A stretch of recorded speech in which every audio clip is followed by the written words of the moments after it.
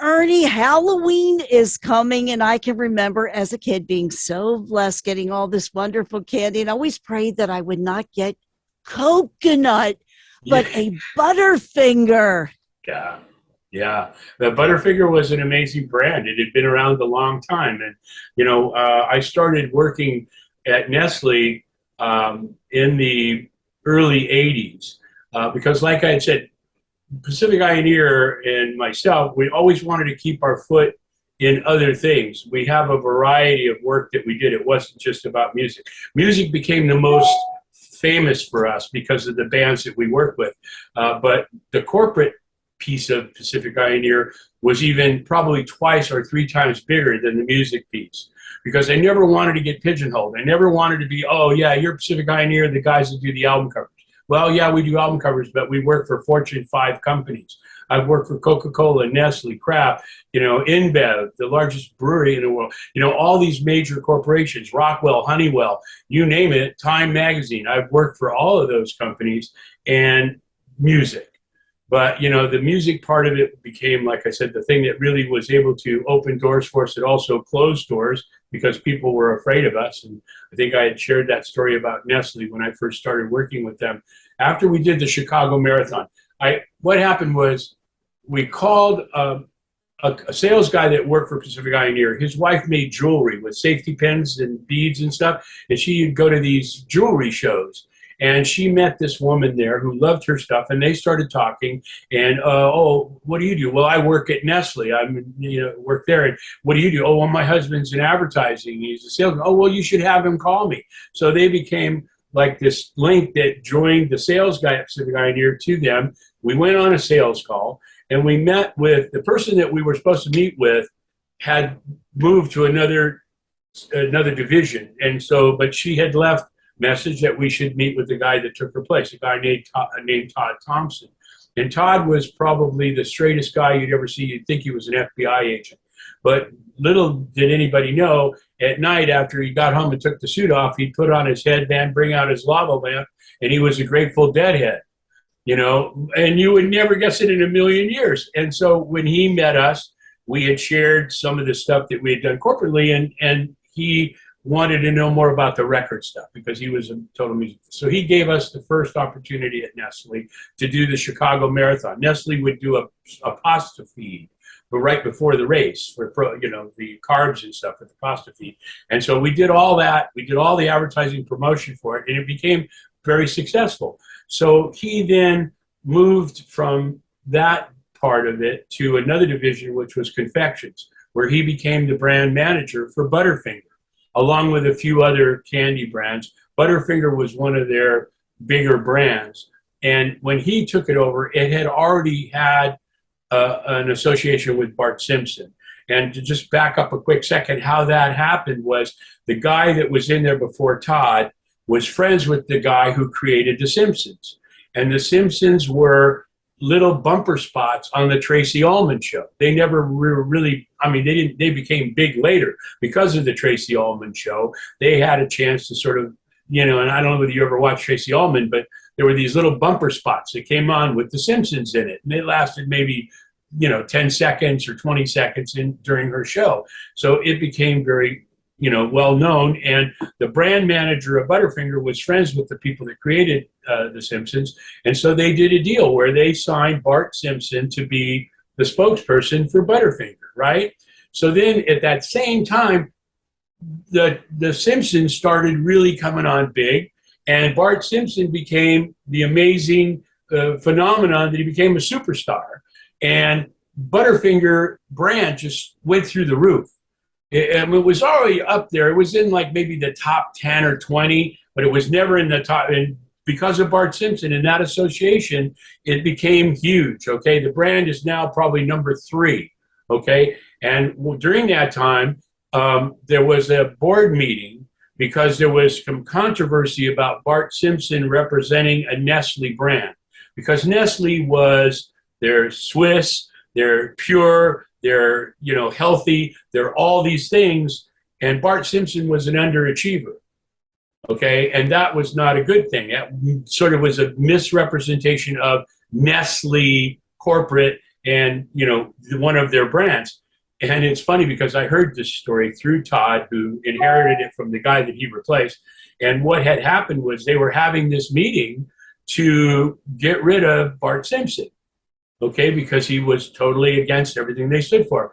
And supposedly at some point during the meeting, the chief financial officer gave a presentation where they had seen, it's like one of those charts that instead of doing this or whatever, it went like that, straight up like a rocket ship.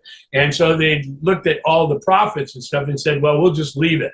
It'll be okay. So, from that standpoint, the money made more difference than the purity of their brand and their image. And it became very, very big.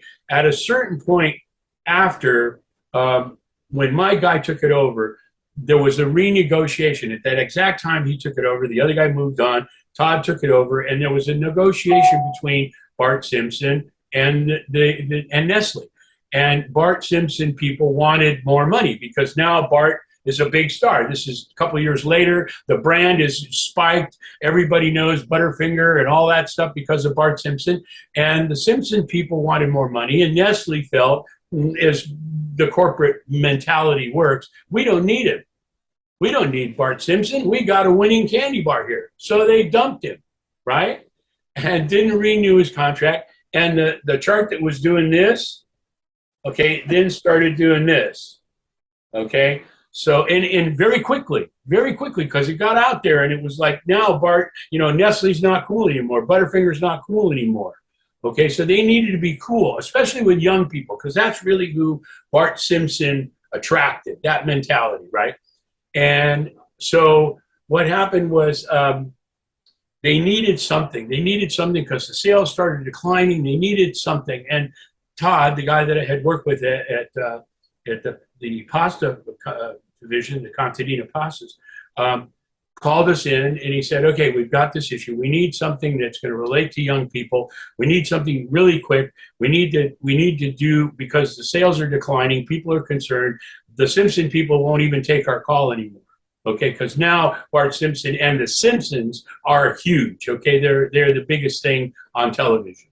Okay, so they don't need Nestle anymore, just like Nestle thought they didn't need them anymore. And that's the beauty of the whole thing, because that mentality is, I found, rampant in corporate America.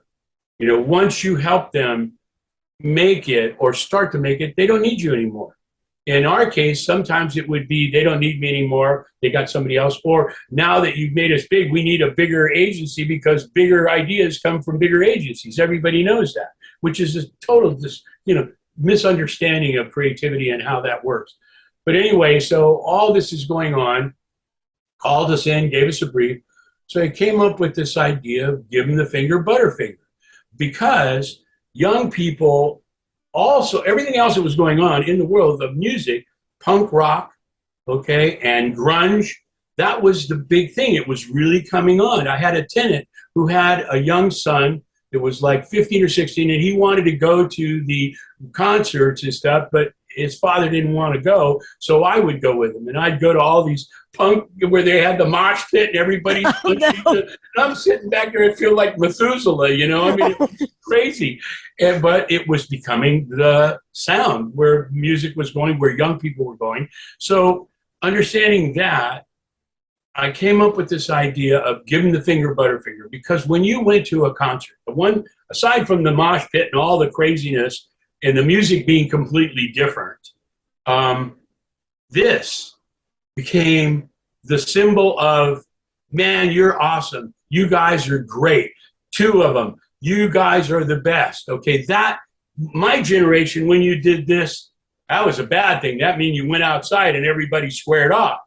But that punk generation, that grunge generation, this became a symbol of acceptance and we're not worthy.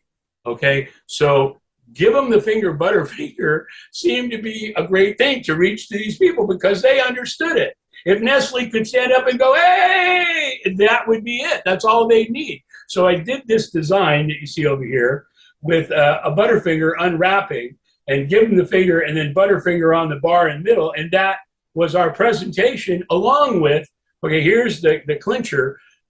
MTV every summer break, Easter break, would have a big thing in Florida. Okay, it would be televised, and it was a big spring break in Florida, and that was all MTV. So the concept was not only give them the finger Butterfinger, okay, that's a good idea. Where are you going to do it? Well, we're going to make all these shirts, and we're going to give them away in Florida to everybody that's attending the televised events that are happening, so that when the camera is panning the audience, you see these kids with the give them the finger Butterfinger. And so, I mean, it just all made such perfect sense. Todd was blown away. He thought it was the best.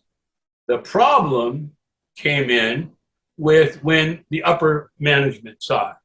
It was just like, we don't understand punk. We don't understand grunge. We don't understand. All we understand is profits.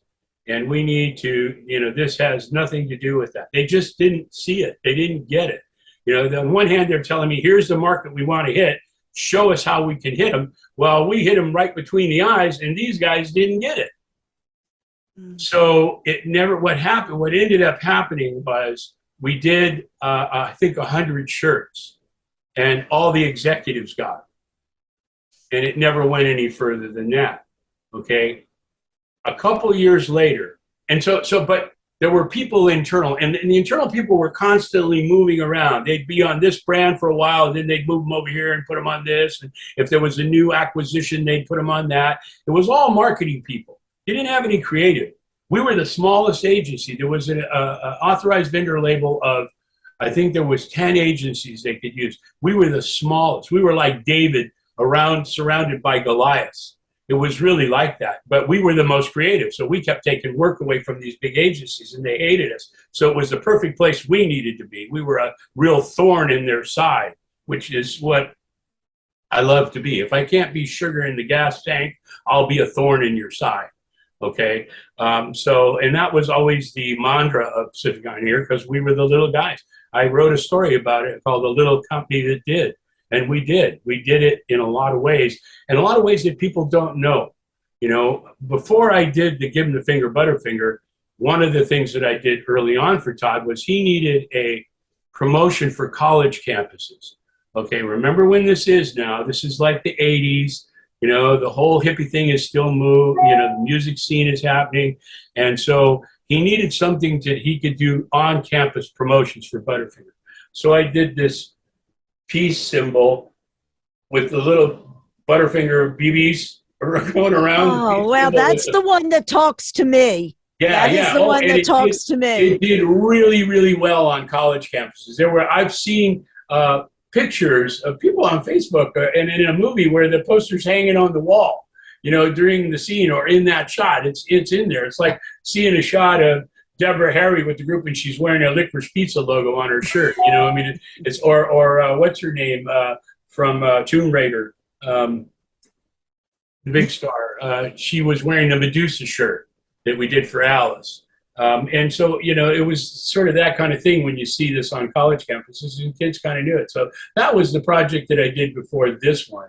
And that was what made Todd think that, these are really the guys that can help me with this problem. And when we showed him to Give him the Finger, he loved it. I mean, he was like I said, he was a deadhead, a closet deadhead. And,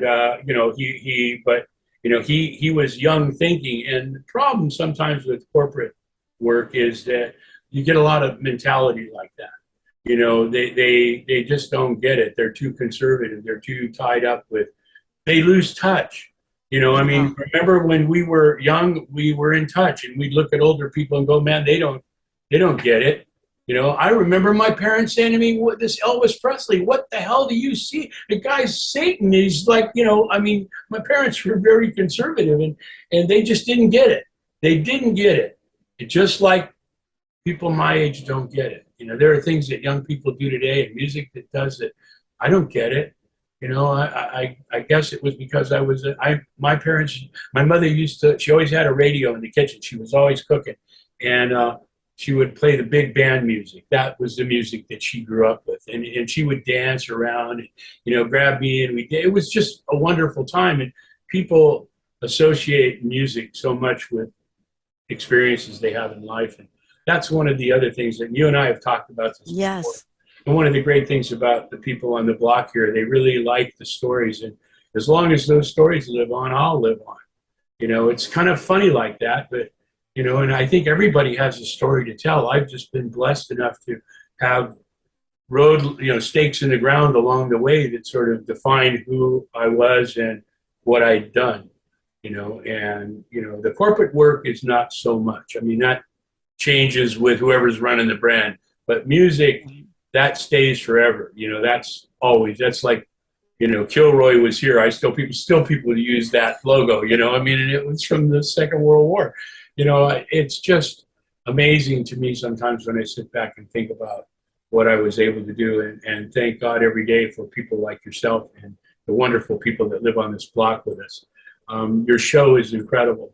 The music is phenomenal, and what makes it really great, just like what makes what we talk about great with my backstory, you have a backstory that you give with everything that you play, and it's totally educational, and I got hooked on it. I mean, I'm learning stuff. I'm older than you, and I'm learning stuff, so you never stop learning, and it's just great. And, again, thank you so much for letting me do this, and there's plenty more stories coming, and this one just happened to be a corporate one, but indirectly it was involved with music.